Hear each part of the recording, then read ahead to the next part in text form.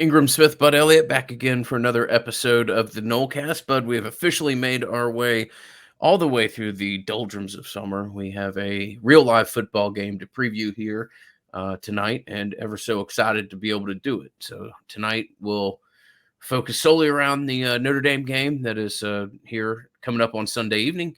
Like I said, really excited to do that. Really excited to record anytime we get to do a Nolecast, and want to thank our friends in New Iberia, Louisiana hot sauce, 3 simple ingredients, 1 fantastic product. And we're ever so fortunate to have kind of a pairing of sponsors here to lead us off, as we like to pair our hot sauce with a wonderful high quality wine. And that is the good people at Tarpon Cellars. TarponCellars.com. Coupon code Nolecast. I should be able to pronounce my own pod, and you get 20% off. So let's jump into it, bud. Ton of things to talk about tonight. Excited to do this. And we are officially at this point back and into our regular season flow of things. Dude, really excited to be back in the saddle here. Notre Dame, Florida State. Notre Dame comes into this game 7.5-point favorites as of about 9:45 on Wednesday evening. Spread or total is 56, so kind of an implied score there in that 31-24ish, 32-24 implied score there. This should be an entertaining game. I'm really excited to watch this one. I'm also excited because they're not offering Coach Bowden. Excuse me, they're honoring Coach Bowden, which should be pretty cool as well. Yeah, they released the 4 different things that they're going to do. Have it using kind of the Bobby logo, which it seems like I don't want to get deep into this, but it certainly seems like the Bowden family has given Florida State kind of the rights over kind of Bobby's legacy and some of the imaging there. So that's a nice thing to see. You'll have the Bobby logo both at one of the end zones and painted onto the field. You'll also have it on what looks like it'll be on kind of the coaches' polos. And then my favorite touch, and I put this out on Twitter, I would really give strong consideration to making this a permanent thing, but the Bowden signature on the back of the helmet. To me, it's gorgeous. It's beautiful in its simplicity. And please don't interpret this the wrong way. But for a school as new as it is, Florida State doesn't have a ton of unique things. Florida State does not have something that they can fully claim their own. Obviously, the war chant, and there's some great stuff out there. But to be a school that started playing football for all intents and purposes in the 60s, as far as big-time college football, you don't have a ton that's truly yours, and there's nothing more that's truly yours than Bobby Bowden. So I would love to see that be a permanent addition to the uniform, because it looks great, and I think it's a fantastic way to honor a man that played such a massive role in the evolution of the program. I agree. And I think it also, I mean, to your point, I was curious what you're going to say there. And I was thinking the same thing. They don't have any seemingly old traditions, right? Like a tradition that will make FSU fans say, oh, that's been around since, 1910. Mm-hmm. Whereas the team they're going to play tonight, or on Sunday night, rather, they do. They've got a lot of stuff, the gold helmets. I think what they're doing for Coach Bowden is awesome to honor his legacy. It's really cool. I agree with you. I think they should absolutely keep it around. It looks awesome. Mm-hmm. Good work there. So we'll start off with some good news, and this is something that we've kind of talked about over the last week or so. Knock on wood, but for all intents and purposes, this is a roster that needs to be healthy entering the year, and by all accounts, you're in pretty good shape. I mean, you've gotten people back in these 2 most recent schedules, these 2 most recent practices and scrimmages that maybe haven't been back in the final one or in some of these practices leading up to Notre Dame. I think you pretty much, I don't think it's a reach to say almost every person on this roster is a full go. There's a couple guys that there may be slight question marks about, but I mean, when you have 85 kids on scholarship, it's almost inevitable that somebody's not going to enter game 1 with some type of knock. But I think this is a roster that, for the vast majority of it, is healthy and is ready to participate on Sunday night. I think this is great, man. Look, we have not been shy about expressing concerns about the continuity that you're able to achieve with a team that has about half of its starters being transfers, with new pieces all over the board, with some key reserves also being new pieces. And we know that guys have been hurt and have missed good portions of fall camp. We know guys have been out with contact tracing or just flat out with COVID. And so I do have real concerns about how much they were able to get done on a day-to-day basis in camp. However, it does seem like they're peaking health-wise at the right time. Knock on wood, obviously. But they are probably in the absolute best spot they've been health-wise in the last month as of this recording. That's a good news. That's pretty damn good news, man. Guys are coming back who I think were either COVID or contact traced over the last week. That's good news as well. More and more guys are getting their shot. We know that some guys have missed like a day of practice with the second shot and are, we're back the next day. Sometimes the side effects from second shot can last a day or even two. They are actually in a pretty good space health-wise. Do I wish camp went better? Of course I do. But they're in a better spot now than they were a week or 10 days ago for sure. All right, so we'll break this down as we do normally. If this is the first one of these game previews that you've listened to us, first, thank you for finding us, and hope you stick with us throughout the year. Click that bell on the YouTube video. Ring the Turn notifications bell. On. Cue the playlist up. Do what you can to support the Nolecast. Certainly, many of you have. I mean, the subscription growth has been really incredible, and I don't want to go on and on about it, but let us start off the podcast here early, thanking so many of you that have chosen to subscribe to the YouTube page. That's a real big deal and really much appreciate it. But what we like to do is we like to break this down as to when Florida State has the ball and when the opponent has the ball, and kind of give you an idea as to what to look for, maybe some things that Florida State could try to take advantage of, and maybe some things that if you see the other team being successful in doing the first 5 or 10 minutes of a game, get a clue that it might be a long evening, unfortunately. So, we'll look at some of the pieces, some of the players, some of the philosophies that each side of the ball will try to work with. And with that, let's look at what Florida State will try to do with the ball when they're attacking Notre Dame to start us off. Yeah, so they've actually had a change in defensive coordinator up there in South Bend, Indiana. Clark Lee did a really good job for the Irish for several years, and he left to go take over Vanderbilt. He's a Vanderbilt alum. He also took my ex-podcasting partner on my national show, Barton Simmons, who is now his director of, GM essential position there. And he did a really good job for them. They were a top 20 defense last year in SP+. And who did Notre Dame go get? They went and got one of the hottest defensive coordinator names in the entire country, a guy who a lot of people thought would be a head coach maybe as soon as this year, if more openings had happened, but not a lot of jobs open due to all the COVID stuff. I mean, some did, but maybe not as would have opened in a typical year. Marcus Freeman, quite frankly, has just had the absolute best G5 defense over the last however many number of years you want to name on average. Cincinnati was the best G5 team last year, and it was mostly in part to his defense. He's going to run a pretty aggressive one-gapping hybrid scheme. This is going to be an interesting challenge. I think it's a massive challenge for FSU because the Irish do have good personnel.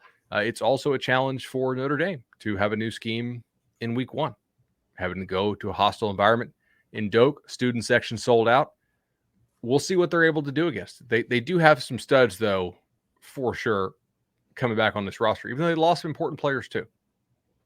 So the first guy we'll look at is a guy I'm pretty familiar with, Kyle Hamilton here out of Atlanta. Went to the high school that I kind of went to, the feeder elementary school, and then went in another direction. But he played at Marist High School. I mentioned Marist probably once a year. What could have been? On here, yeah. Well, there's another guy that I'll tell you went to Marist who I have a little bit of a stronger connection with. But Hamilton, exceptional player. Alan Chadwick's been at Marist for 36 years. And will tell you without hesitation, Hamilton's the best player he's coached. Now, for perspective, for Chadwick's been at Marist for 36 years, and he just won game number 400 last weekend. So you can do the math on that and realize that that's one of the more consistent programs in the Southeast. They actually play up a couple classifications. They're a really exceptional program, and Hamilton is probably the most talented kid ever to come out of there. Moving on, talking about private school football in Atlanta, we'll look at the division line. The defensive line should be really good, maybe a little bit smaller than some of the other teams that Florida State will face this year, but a team that will get on the other side of the line of scrimmage, plays aggressive. And, obviously we've talked for years about some of Florida State's limitations on the offensive line. And while we think they're certainly addressing those, still a unit that they're probably going to have some difficulties handling on Sunday night.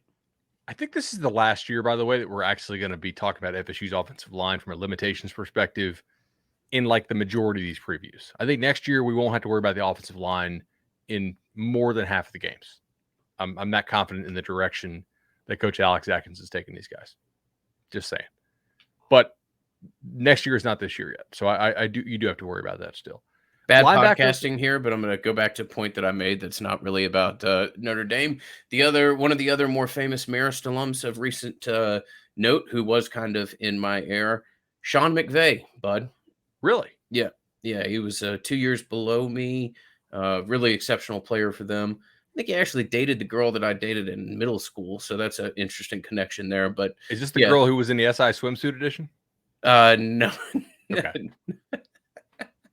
Because he was dating a model out there, the LA Rams coach. I'm talking about someone we were 12, not okay. not.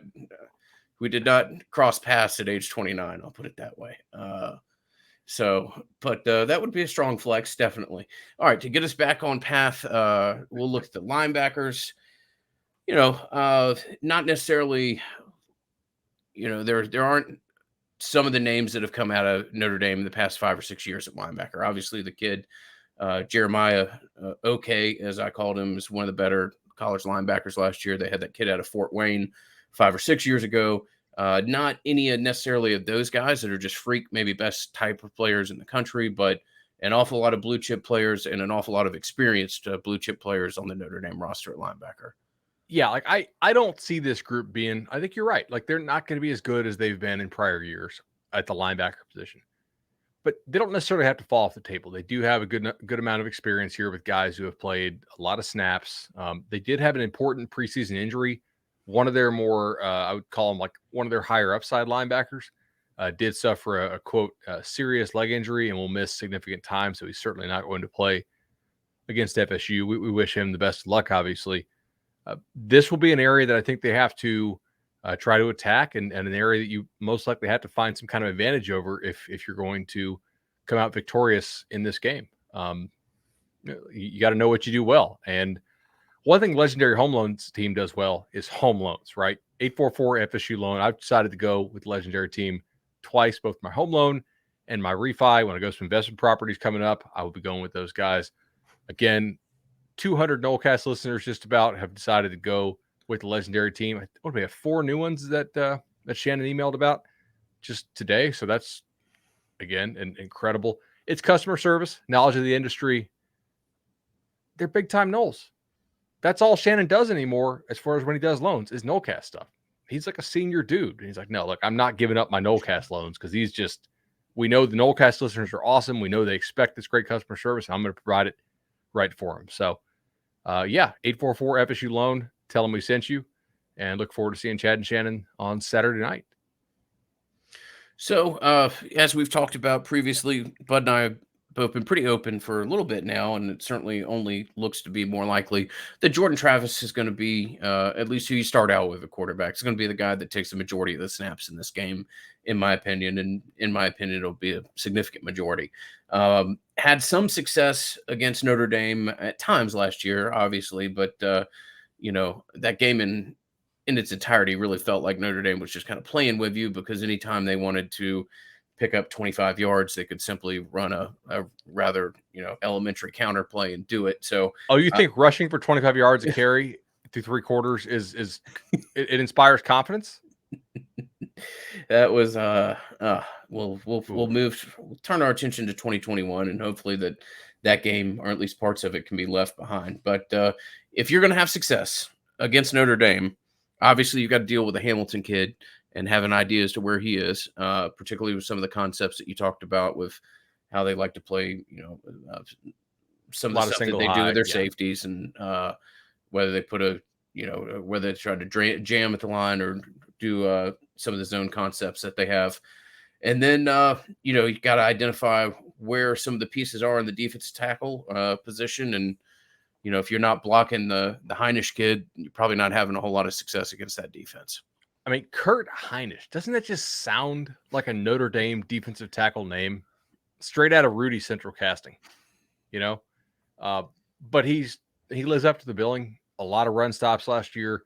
Disruptive player. He's their nose guard, their biggest guy, and the one dude who maybe is not quite as much of a penetrator as some of the other ones are. Look, Jordan Travis has made legitimate strides as a passer. He really has. I believe that. Scouts I know who have come through practice believe that. They're like, oh, well, this Travis kid's throwing the ball a lot better. And that's not like, I trust that because it's not people who are going to tell me that because Milton hasn't been very good in practice. They're not FSU fans who are trying to compensate for Milton's disappointing fall camp, right? They're like, no, Travis is legitimately throwing the ball much better than he did last year, which is great news. They are going to need it on Sunday night. There's no doubt. Jordan Travis did a really good job running the ball last year against the Irish. But you're right, man.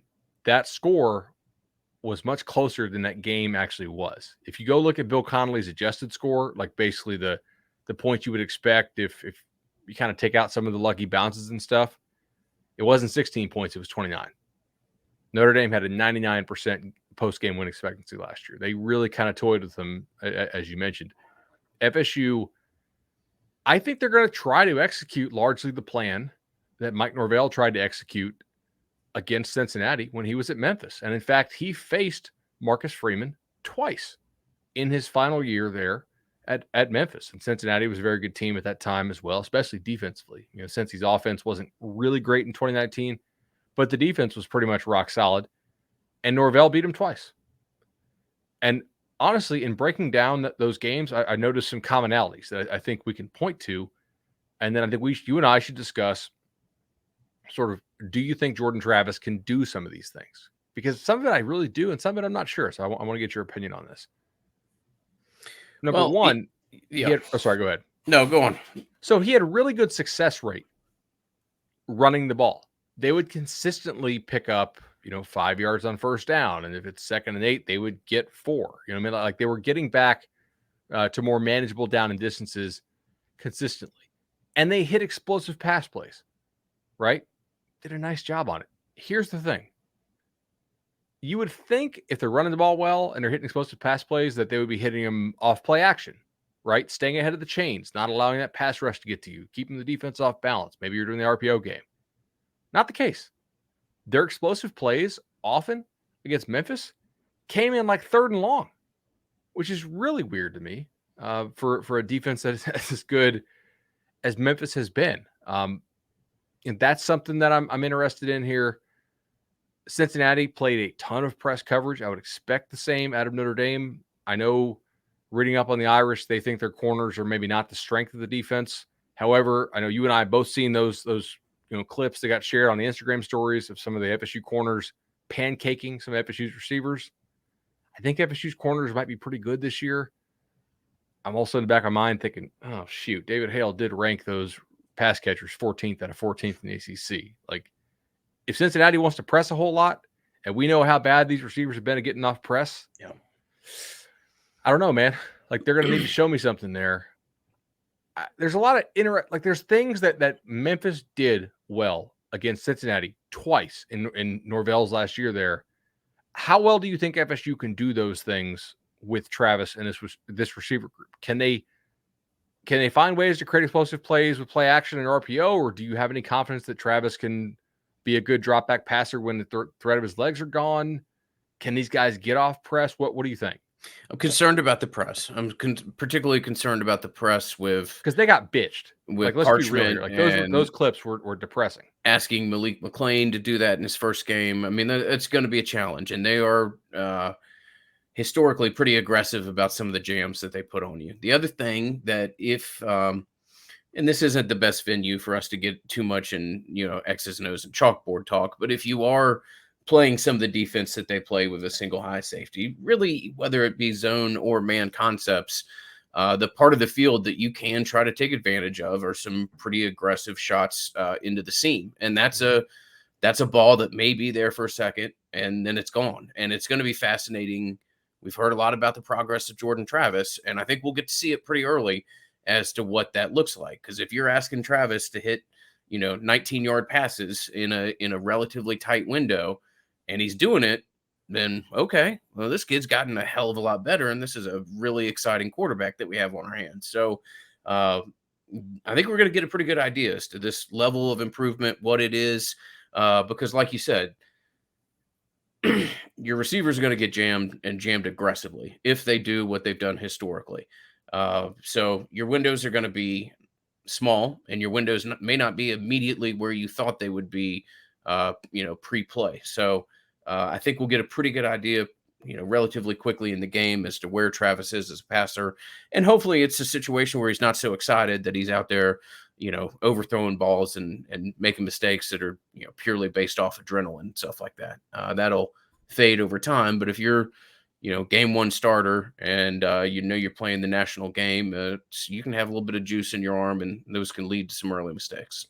And those balls down the seams, it's interesting. Travis threw those fairly well at times last year. Like, that's a ball that I actually think he can complete as far as the pattern. Also, who's in the middle of the field playing center field? Kyle Hamilton, who's, like we said, very arguably the best safety in the whole country. So you got to be precise on those. If you sail one of those, or if you don't really look them off well enough and make them commit to one of those seam guys or another, if you have two, like if you're running four verse and you got four guys going on down the field, it'd be one of these two, right? He could pick you off.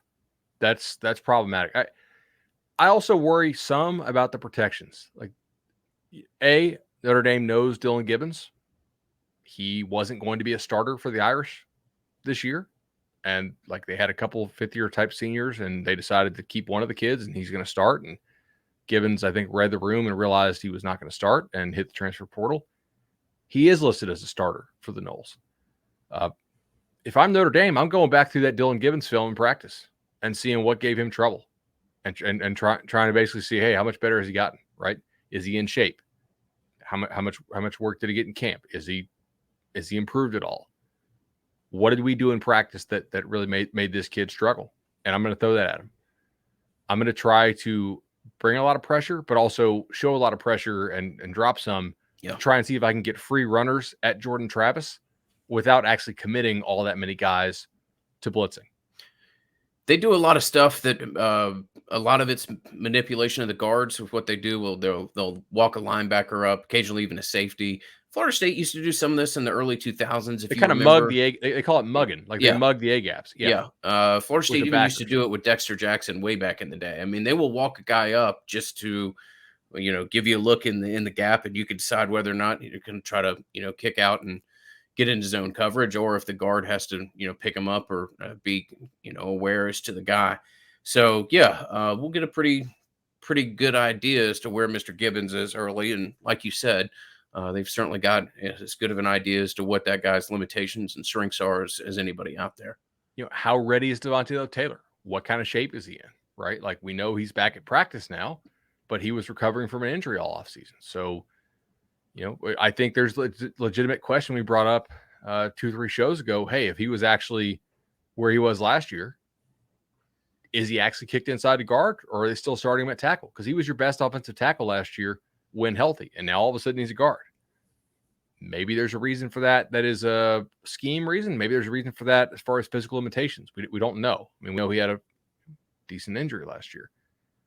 So that concerns me some. That some of the pass protection, the communication, they really cannot have the Olay blocks, and which I think, by the way, is why Gibbons is in there. I think he's more likely to Olay less than Lucas, although I think Lucas is physically a better player, power-wise. They just can't afford to have as many tackles for loss as you might have, if you do end up playing Lucas. And I think you're going to have to try to find ways to get Notre Dame to bust. You can afford to do all this, mugging the A-gaps and playing a lot of this really aggressive stuff if you have an eraser in the back end like Kyle Hamilton. It's a great luxury to have. I mean, it's nice on the back end if you have that. Kind of like if you have Ed Reed with what the Baltimore Ravens did. But this is still a new scheme for the Irish.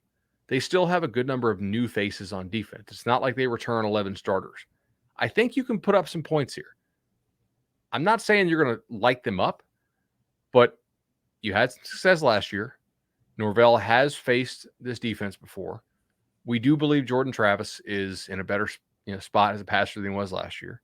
Now, are the receivers in this game for FSU better than they were last year? Probably not, because that was the one game Terry showed up, right? So unlikely, I think, but still possible. And I think you can score some points. I'm a little bit concerned about the chemistry of the offense just based on some of how fall camp went. But I think I trust Mike Norvell's offense to score points typically, but just how many? And what does the offensive line look like? Are these receivers more in that range that Ingram and I thought they maybe could get to? Not they necessarily are, right? Like, I don't think we're believing they're the 14th out of 14 in the ACC like David Hill had them. But if you're going to win this game, they need to probably play like top half of the ACC. They need to be like 7th or 6th and actually win some of these one-on-one battles against Notre Dame's corners, who maybe don't suck, but maybe aren't world beaters. If Cincinnati can play largely single coverage, sit in kind of one rat spy type stuff, where you have one deep safety in Hamilton and you have another guy, probably Houston Griffith, down in the box, they should be able to limit FSU's run game very effectively. FSU is going to be challenged early on, I believe, to show that their guys can win one-on-one on the outside. That's how I would do it. I'm not letting Jordan Travis beat me with his legs. I want to see if he can throw, and I want to see if FSU's receivers can win a one-on-one matchups. And maybe they will, maybe they won't. That is a major key to this game, in my opinion. Anywhere else you want to look before we turn the page, so to say, and look at what this looks like when Notre Dame has the ball? I think it's a big Corbin game, just because he's the most veteran of all the backs. He can do the pass protection stuff. I would not. Granted, I think we're both in agreement, and you're a real big Corbin fan. I think we're both in agreement that he is better physically than he was last year. Certainly, second year removed from that knee injury, or from that hamstring injury, excuse me. But I want him in there for the pass protection. Mm-hmm. I think that's going to be really key. I'm not willing to sacrifice some explosiveness for pass pro here. As we move to what it looks like when Notre Dame has the ball, we will think and are really happy and proud to announce year number 2 with Congruity. Great to be able to partner with Matt Lewis and his team for year number 2. It's, from a selfish perspective, it's nice. We go out and we talk to prospective sponsors and we talk about what we are very confident we can do for them. And then it's great to have a chance to kind of term that's certainly popular right now, but, provide proof of concept and come to fulfill some of those things that you talked about. And, we don't do that without your support and the loyalty of our audience and the education levels and places of management and ownership in business that some in this podcast listenership have next to their work titles is really impressive. And Congruity has been a great partner for us. And we would wholeheartedly think that they would be just as good of a partner for you if you're looking somebody to help you with payroll or a litany of other things that businesses can do in a little bit better manner. So Matt Lewis is a great partner for us. Looking forward to working with him for another year.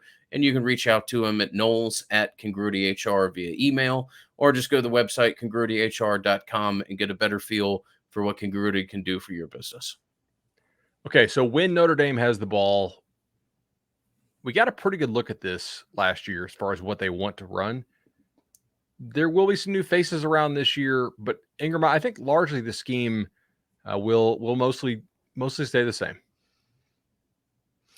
Yeah, I mean, it's you are almost innovative by staying in the type of offense that Notre Dame has, right? I mean, with everybody else breaking out these spread concepts, Notre Dame sitting there in a world where it's not uncommon for them to have 2, even 3 tight ends on the field at once. They do a lot of,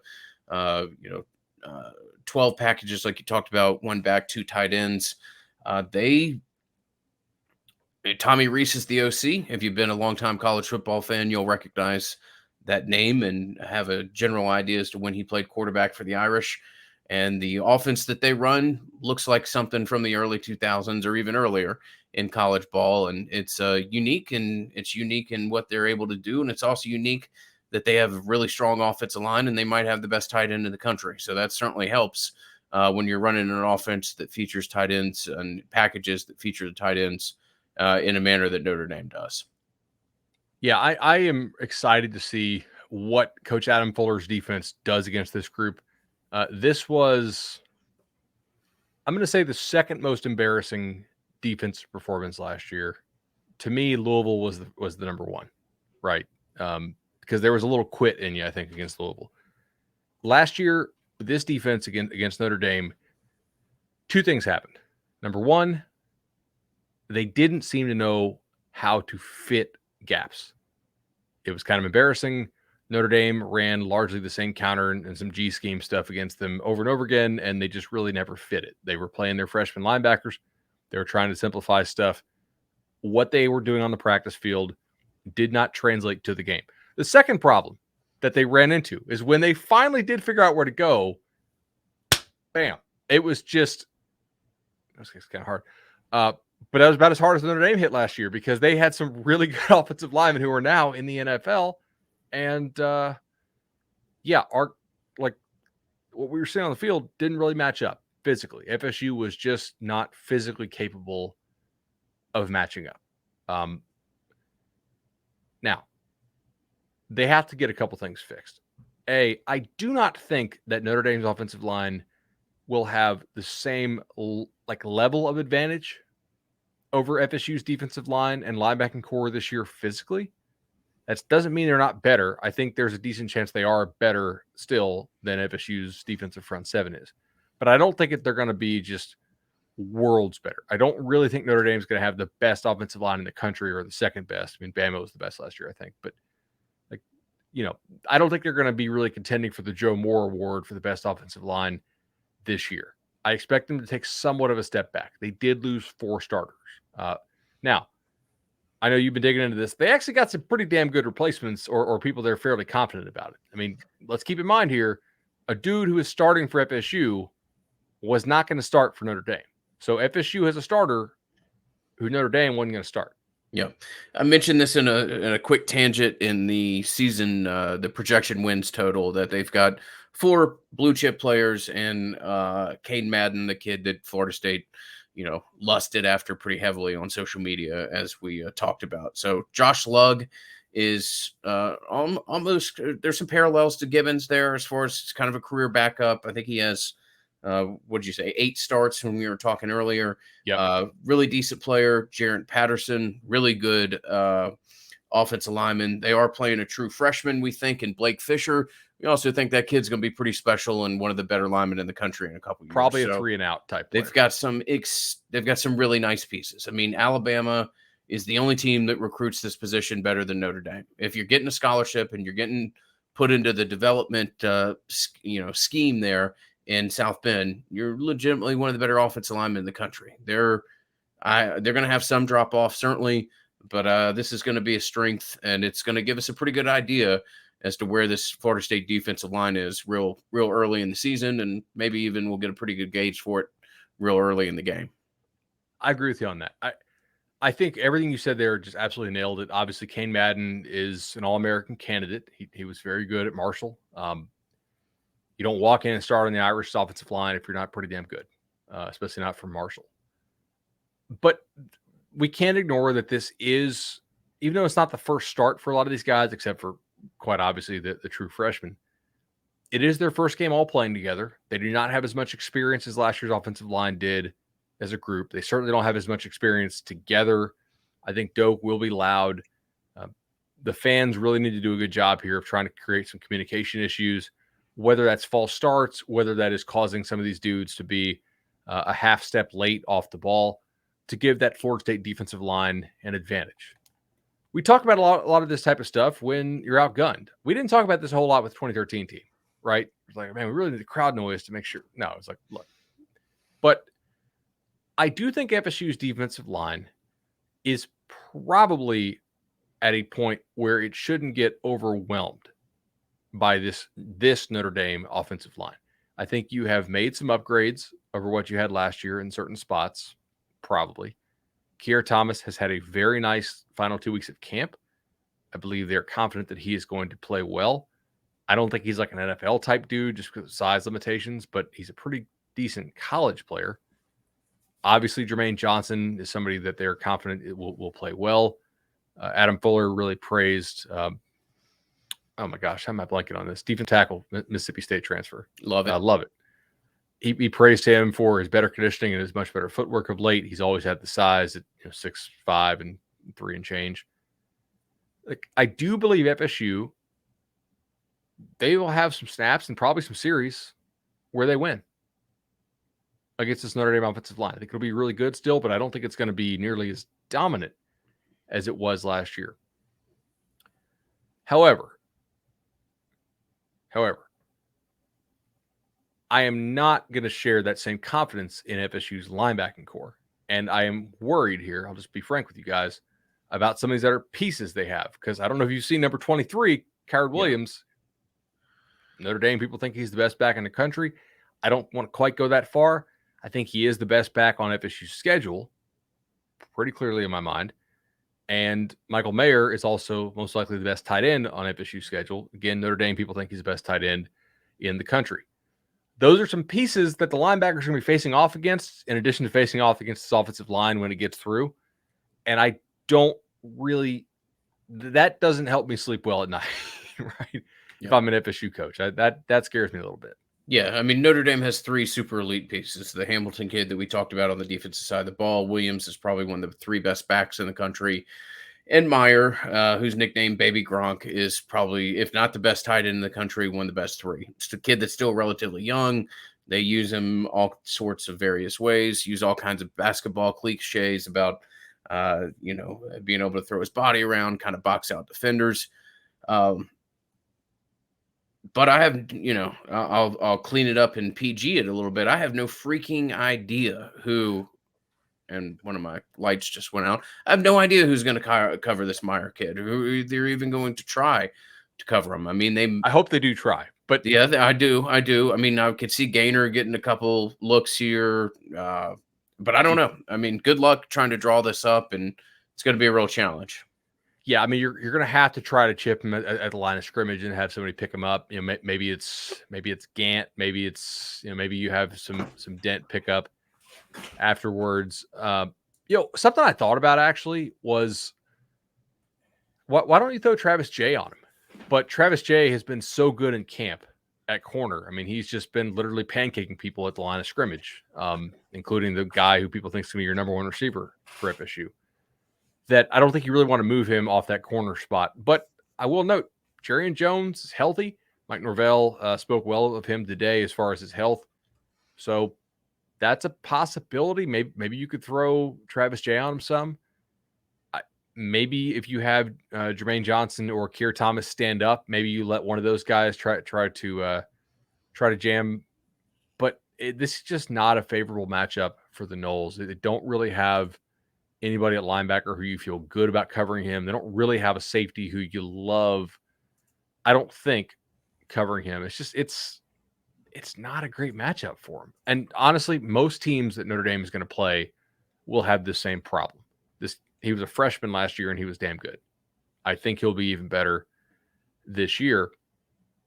Some things that have to get better from the linebackers, though, because I'm just going to say, look, Michael Mayer is going to get his. Please do not have 14 catches for like 210 and 3 touchdowns. Can you limit him to like 8 catches, 100 yards, and 1 to 2? You don't want to have to devote so many resources to him that you just screwed everywhere else. That's the thing. It's almost like he's going to get his, limit him in some way, maybe. But I also think you have some other issues here. Number one, very clear depth chart wise, Steven Dix has not really come on like they wanted him to. He's not listed as a starter for FSU. I believe they are, what's the right word here? Encouraged by DJ Lundy's progression. But DJ Lundy is 255 pounds. I think him coming downhill, violent, I think he has decent instincts for the position. In space, he's going to get cooked, I think. Right? Like do you really see that guy be able to cover him in space or chase down Tyree or Tyree's, by the way, is their super fast back. The backup they use is kind of a change up to Williams, who is also a home run hitter in his own right. The linebacking core against the non-receiver pieces for the Irish, it scares me a little bit. I think the answer, by the way, to this question that we have, how do you stop Williams and Michael Mayer and all those guys, is numbers.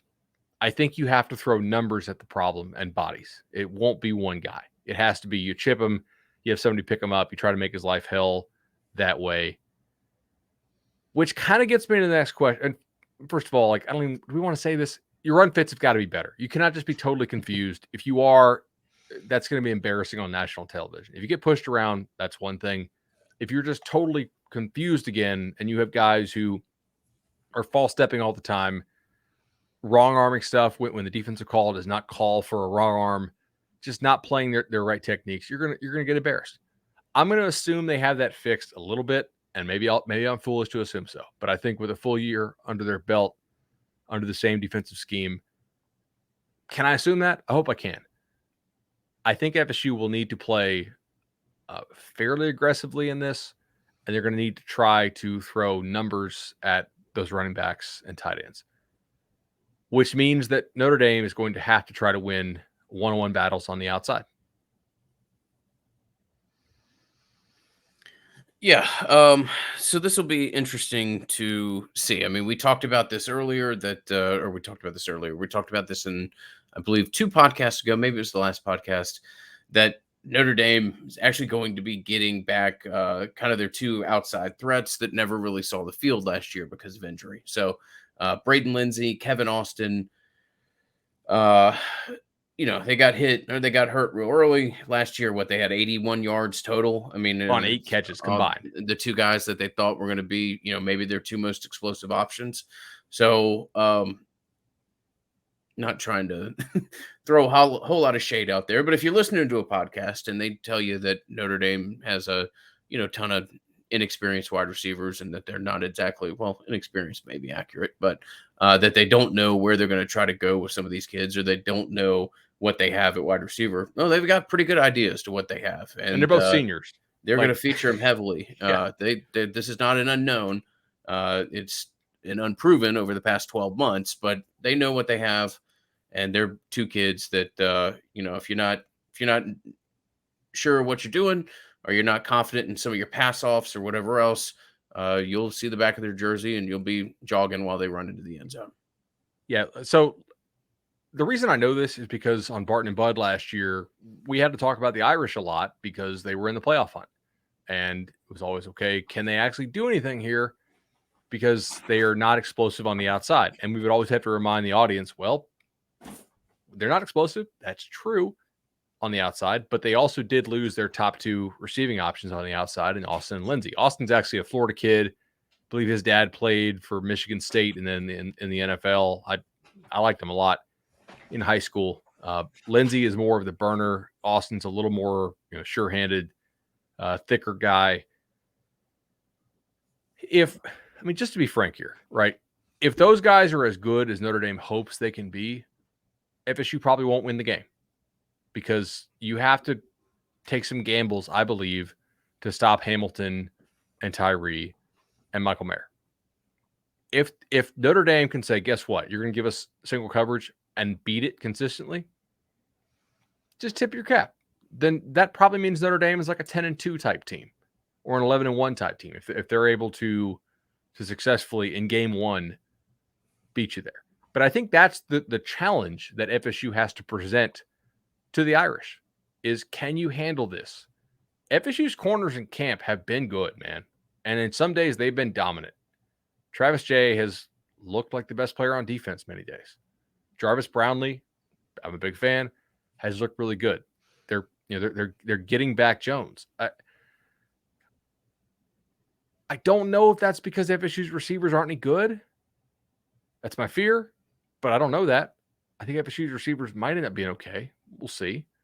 But I do think FSU's corners need to win or at least stalemate when they are put in kind of risky situations.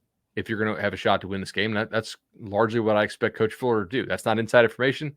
To me, it's just common sense. Unless for some reason you have inside info that like Gaynor, Deloach, or Lundy can cover Michael Mayer, and then you feel really good about the run game. Maybe your defensive line just totally kicks the crap out of Notre Dame's offensive line. And if so, that's a whole new ballgame. I'm just not really sure that's going to happen on a consistent basis. I guess it could. It's the challenge that Leonard Warner's long been waiting for, bud. This is true. That's what I'm going to tell you. So we'll look real quickly at the transfer quarterback that they've got, Jack Coan, kid out of Wisconsin.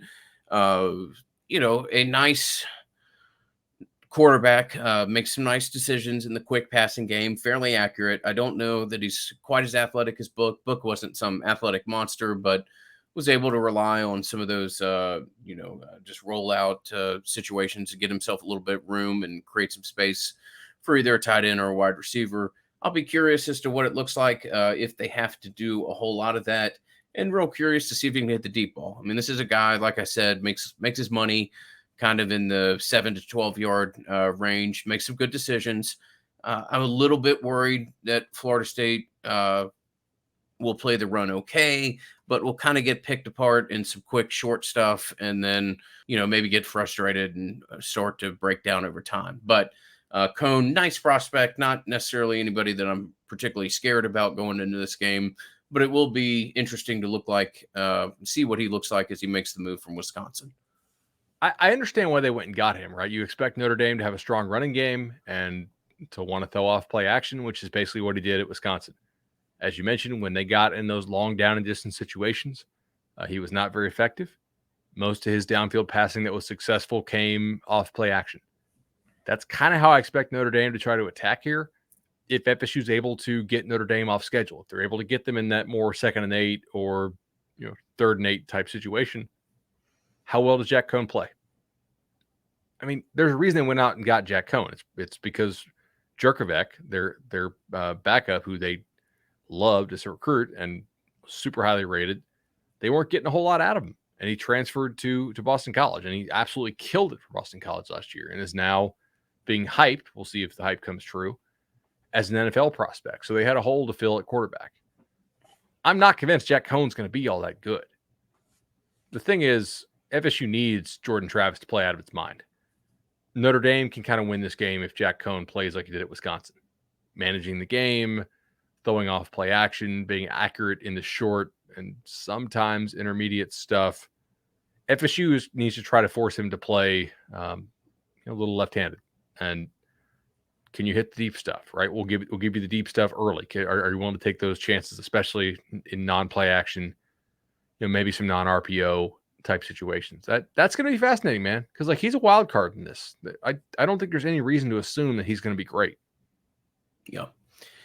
All right, we'll move kind of to our closing thoughts here. Before we do, we'll talk about a place where we never have any debate. That is whether to go, or that is in general the properties of the For the Table restaurant group. Now, we may have some debate over the weekend as to whether or not to go to Madso, Charlie Park, or wherever else, but really thrilled to be able to go back and see those guys. I did have lunch at Madso about 6 weeks ago or so, but I walked in literally as they opened the doors, and it's not quite the experience that it'll be this weekend. I'll put it that way. So just excited to sit down with Bud, have a beer, whether it be Sunday before the game, whether it be Charlie Park, maybe some other time over the weekend.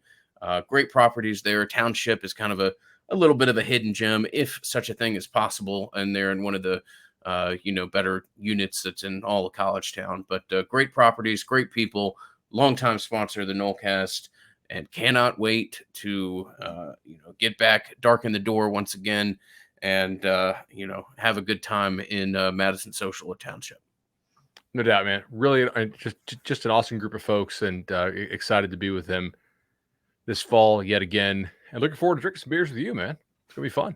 It'll be a hell of a good time. This quarantine stuff has not been cool. No, it has not. Back out a lot more. So, are we doing predictions here? What are we feeling?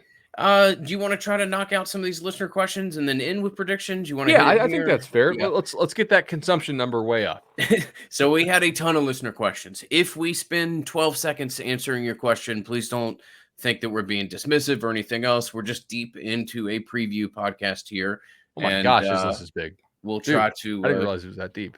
get these as quickly as possible. So we do have some recruiting implications just to talk about in general. Some of the graphics that the social team's been sending out look great. Some of the 2023 stuff that they were able to start earlier today really looks nice. Florida State's taken some nice strides in that area, and it's good to continue to see that.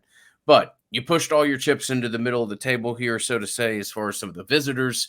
This is, one of those key weekends as Florida State looks to really hammer out Tribe 22 and certainly take a big step forward with Tribe 23.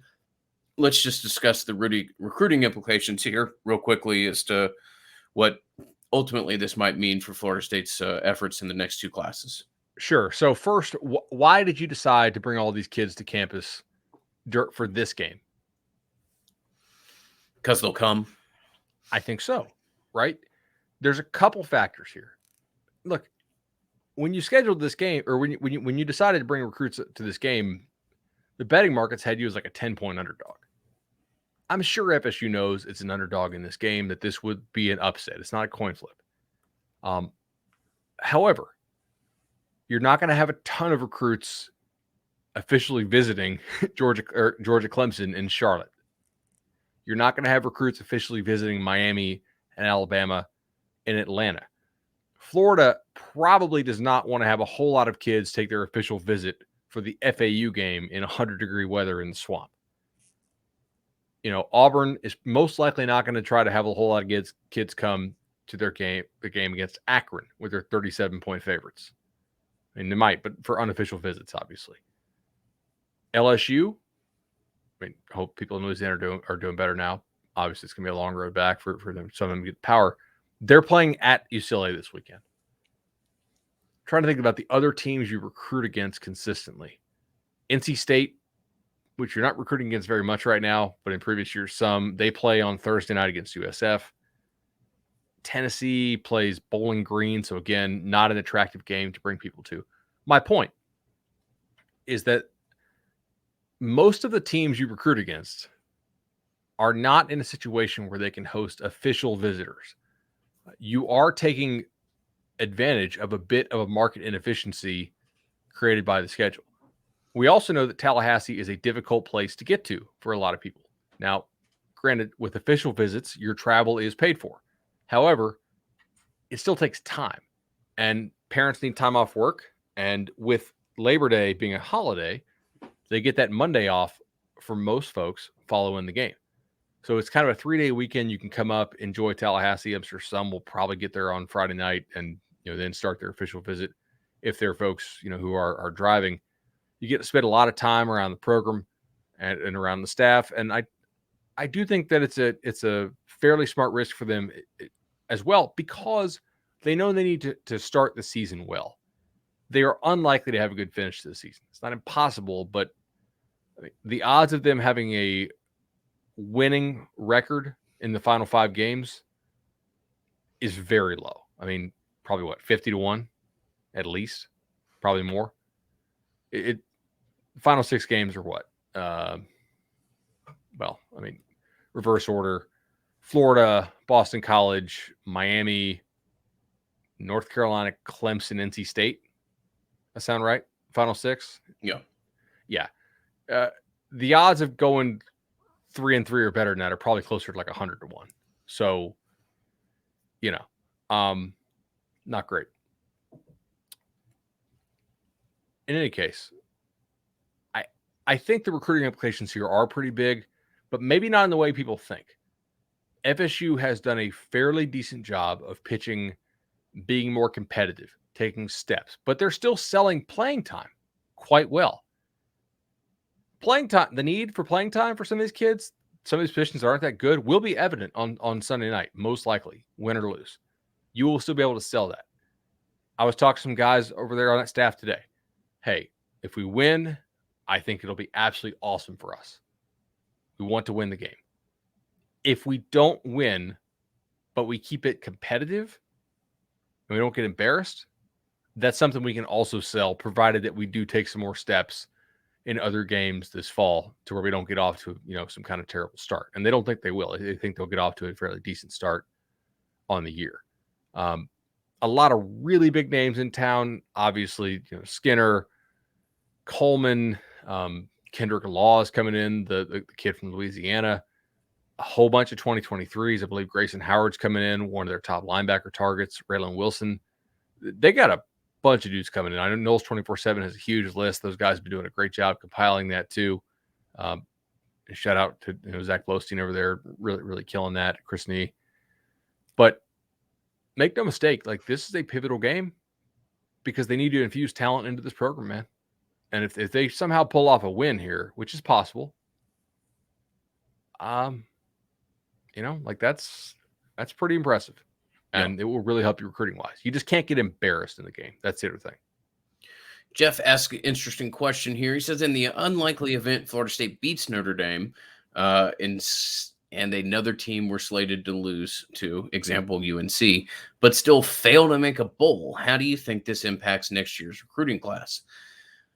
Yeah, that would be interesting. Let's say it is UNC. I would think that your recruiting class would be okay, just because you're going to have two massive games to point to here in the first, part of the season, or relatively first part of the season.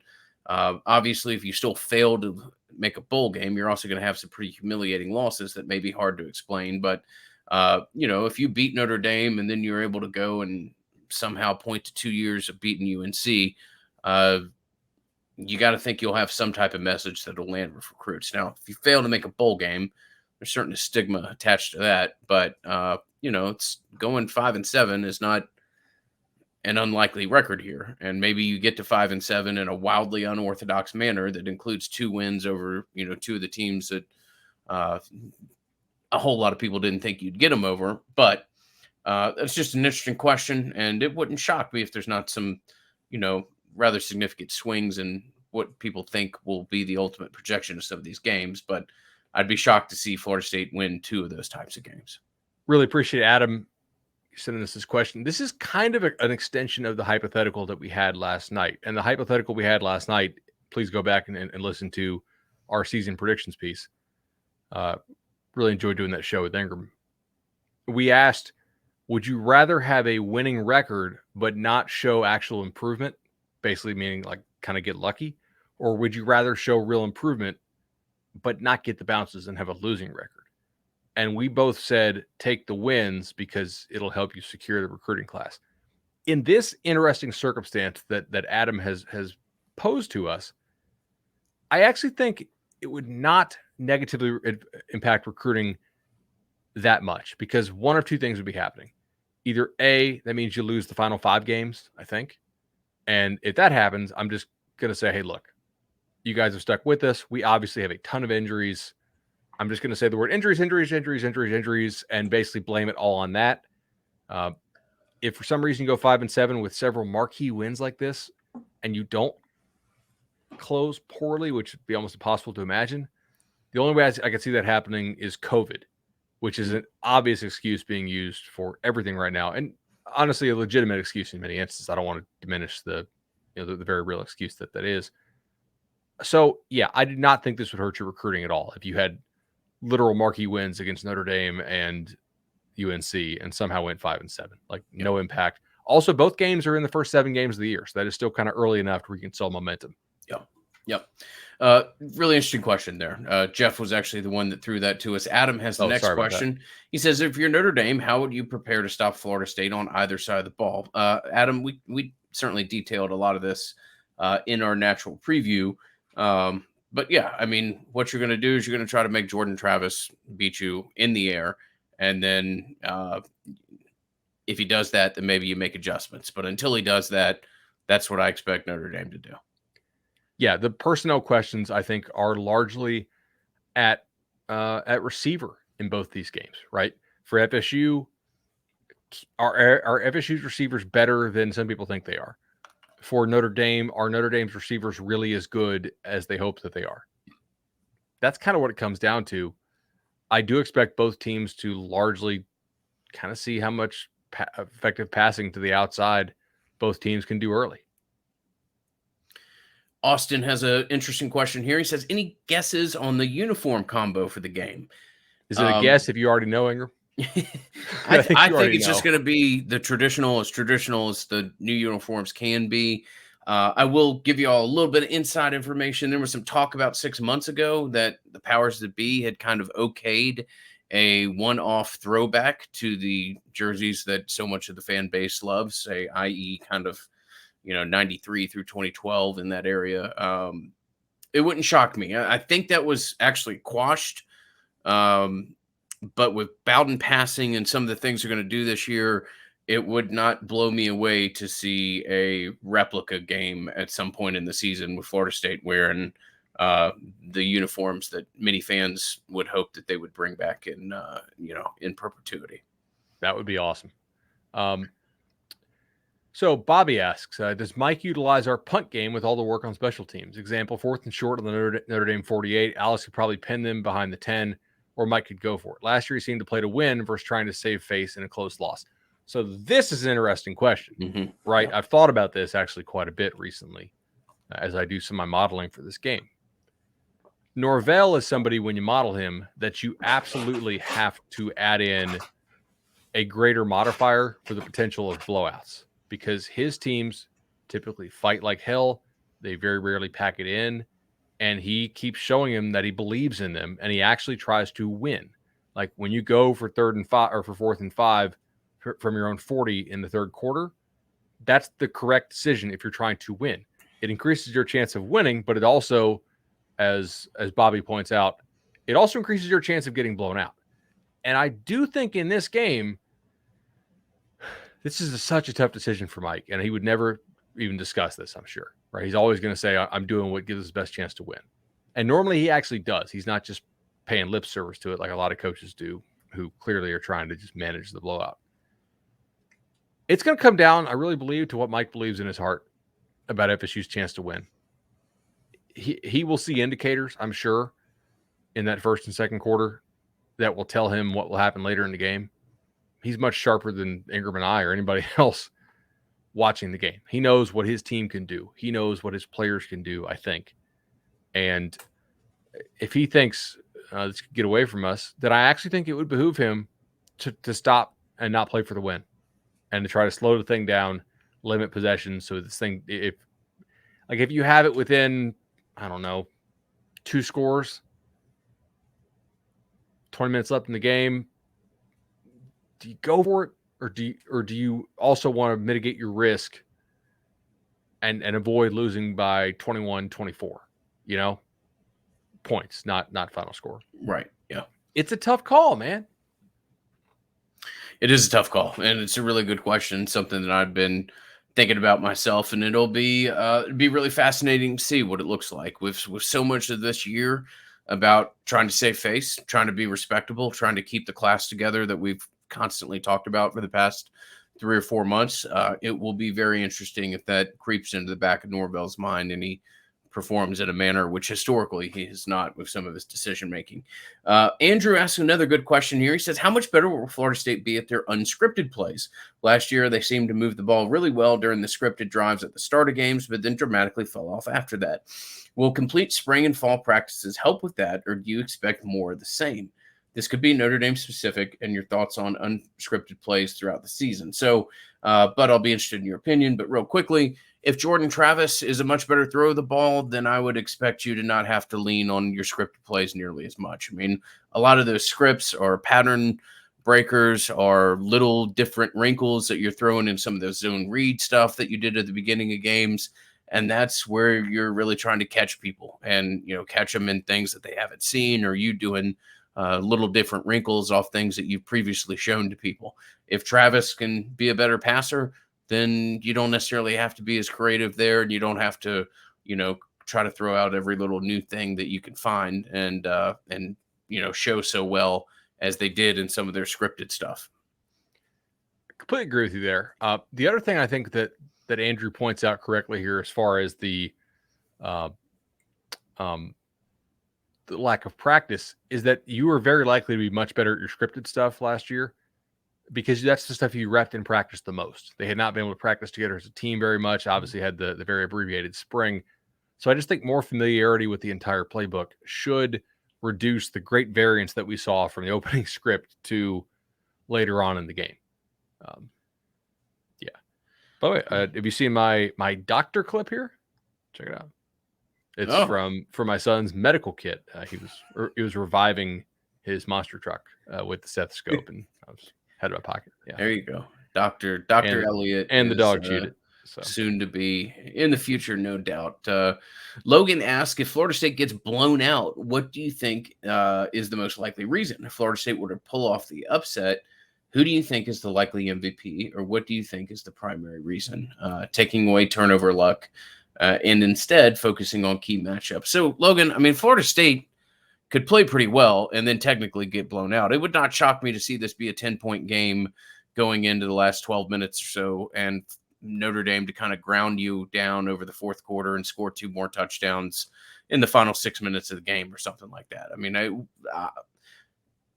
blowout and humiliation are 2 very different things, and that's a tough thing to even say as a Florida State fan when you're looking at a game. If it's a blowout on the scoreboard, but a competitive game for the first 3 quarters, yeah, that's something I can deal with.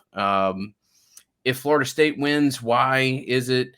It's because some of these young pieces that we think are going to come together for Notre Dame get in an environment that they haven't seen in a year, struggle, get a little bit overwhelmed, and Florida State, I know you said no injury luck, but Florida State, catches a little bit of good wind in the air. Old, I don't know what the equivalent of Florida State's touchdown Jesus will be, but St. Bobby provides Bobby Bowden magic. Yeah, provides a little stiff wind while they're trying to kick a 49-yard field goal or something like that, and just ever so gently blows it off to the right. That would be so patriotic. Yes, it would be very patriotic, but very poetic. It was more the P word that I was looking for there. I think Ingram largely nailed it there. To me, how does this game end up 38-13? Right? It's the sum of our fears confirmed a little bit. FSU's receivers are not able to win against the aggressive man press coverage that Notre Dame wants to play. Notre Dame effectively neutralizes Jordan Travis by going kind of +1 in the box, adding extra men to account for those extra gaps that Jordan's legs create. Notre Dame is able to get a lot of penetration in the backfield because its offensive line has not been able to work together as a complete unit a whole lot this fall. Thus, a whole lot of 3 and outs. I know we said no turnover, so I will say 3 and outs, which consistently feels like you're playing on a bit of an uphill field. And Notre Dame is able to take an early lead, thus taking you out of the run game. You have to throw the ball more, which even though Jordan has improved, I don't really believe that's his strength. And the Irish are able to hit some play action shots to really break the game open. If you're going to get blown out, it's kind of how I see it happening. Yeah. If you win, I think it's largely because your defensive line played very well. I know you said no turnovers. It is tough for me to imagine FSU winning this game without turnover luck. However, because that's what the question asked, you are getting Notre Dame behind the chains early and often. You get out to a lead. Notre Dame, for some reason, panics and gets away from its strong running game, play calling wise. Maybe the lead is somehow very big. I'll get to that in a second. But how FSU is going to build a huge lead. Getting some tackles for loss there. FSU's corners do hold up in their responsibilities as well. You're able to effectively chip and then pick up Michael Mayer. How do you score a bunch of points? It's the win. If they pull the upset, they don't need to blow them out. Okay. Jordan Travis does some Superman stuff with his legs. Mike Norvell schemes up enough guys wide open, and Jordan hits them. And FSU scores more touchdowns than field goals in the red zone. It's not crazy. They're not 50-point dogs. I mean, they're 7.5-point dogs. So this will be a question predominantly for you, both as we're pressed on time, and you're certainly our resident S&P Plus expert. Sam asks, are there trends for Notre Dame's level of play throughout the season during the Brian Kelly era? I remember Bill Connolly's S&P Plus would give a level of play percentile for each individual game during the course of the season. I'm curious if Notre Dame tends to play better earlier in the season and fade down the stretch, or if they're pretty consistent week to week, etc. Hopefully for the Florida State, the numbers show that Notre Dame plays relatively lousy in their opening games. Well, I actually have the last 2 years. I think last year COVID we'll agree, is a little weird. They opened with that South Florida team, I think, and it was or they opened with who they opened with? South Florida? Pretty sure. Oh, they opened with Duke and then South Florida. Last year's 83%, 100%, 99%. So, you know. So 2019, 86%, 84%, 64%. That was the game at Georgia. They lost by 6 to a pretty damn good Georgia team. They kind of had a little sleeper against UVA, won by 15. Then they beat USC in a game they probably shouldn't have beat them. They're not necessarily a team that starts terrible and then peaks later all that much, if that's what the question's asking. Final question of the night comes from our good friend Derek, a longtime supporter on Patreon, and we would encourage anybody, if you have an interest in just supporting the show, that little bit extra, you can go to patreon.com/Nolecast. Have been overwhelmed by the amount of people that we've had join that in the past 45 days or so. Really appreciate it, and thank you for your support. Derek goes by saying, Bud often explains how teams with more depth tend to play faster, as this allows them to use their depth to their advantage. This leads me to believe that Florida State may try to slow the offensive pace down in order to limit possessions. With this in mind, my questions are: 1, what pace do you think Jordan Travis and the staff are most comfortable playing at? And 2, could a quick pace combined with a heavy dose of read option RPOs cause confusion for this Notre Dame defense and its new staff earlier in the game? So it's a really good question. I think this Jordan and the staff are most comfortable going fast. I think that's how they want to play typically, if they can, not like unreasonably fast. Because FSU doesn't really have a player advantage right now at this point in time, they are trying to trick people more often than not.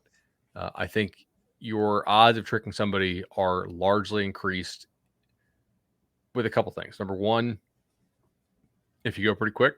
Number 2, if you use some kind of funky motion stuff. FSU does some of both. And I would say, yeah, probably going fast is what they will do. If you wanted to just try to limit the game, going slow from the outset kind of makes sense. But it also allows Notre Dame's new defense to get set. And I think because the outcome that allows FSU to win this game is probably the more high variance outcome. The more straight line outcome is a Notre Dame somewhat boring win. I think you want to play fast to try to create explosive plays. I don't think you're going to consistently be able to just march the ball on the Irish. You need to find a way to hit big scores. I do believe playing fast could help you do that, if that makes sense. I mean, there's no right answer there, I guess. Cool 75 minutes on the season preview. That was We got our predictions. Awful lot of fun, and with that, we won't get out of here without doing predictions. But that was thorough. I enjoyed that. That was hopefully something that you guys have a lot of chance to listen to before Sunday night. We should have this to you out first thing Friday morning, and you'll have time as you make your way to Tallahassee, or as you just do your things over the weekend and wait till Sunday night at 8 comes and be able to sit down on the couch and finally watch Florida State football again. Bud, I'll go first here. I see something like 32-21 Notre Dame. I know that's not a ridiculously bold proclamation to make right now, but I think Florida State has some nice moments. I think Florida State takes this into the end of the third quarter, maybe even a 4-point game or something like that. But I think Florida State doesn't quite have the bodies to deal with some of the things that are get thrown at them in the fourth quarter. And ultimately, Notre Dame wins this game by somewhere between 10 and 12 points. Yeah, I thought the line of 10 originally was more correct than the line of 7 or 7.5. I did go ahead and play the 7. I have it 31-20. My concerns here are largely FSU's receivers, who maybe will prove me wrong, and FSU's offensive line as well, and the fact that McKenzie just hasn't shown it, either shown it as far as being there or shown it as far as performing. I think you need to be more two-dimensional. But maybe I'll be wrong. Maybe Jordan Travis really does step up and throw the ball extremely well. This is a winnable game. It's not a game I'm going to pick FSU to win, but it wouldn't totally shock me if they won this. I mean, there are some factors that could absolutely swing it in FSU's favor. I'll go 31-20 with the Irish getting the victory, but I think there will be some encouraging moments for the Seminoles. All right, man. I look forward to doing, or one of us will do. Maybe we'll both do it if we're in a particularly giddy, winning mode to do the Instant Reaction podcast. Can't wait to see you and so many other Florida State fans this weekend. Be an awful lot of fun. This year will be an interesting one. Really excited about the overall trajectory of the program, where it's going, and this will be, a year, a little bit of a transition year, but doesn't mean that it's not going to be a hell of a lot of fun to cover. There's certainly a million different things to look for, and can't wait to start that process of finding the green shoots of recovery come Sunday night. So for Bud, myself, everybody else tied with the Nolecast, certainly thank you for all the support you've given us over these slow summer months, and can't wait to get back and cover our 10th season, which is hard for me to believe in and of itself, but we're here, and we look forward to being with you for a long time in the future. Thank you so much. We'll talk to you soon. See y'all.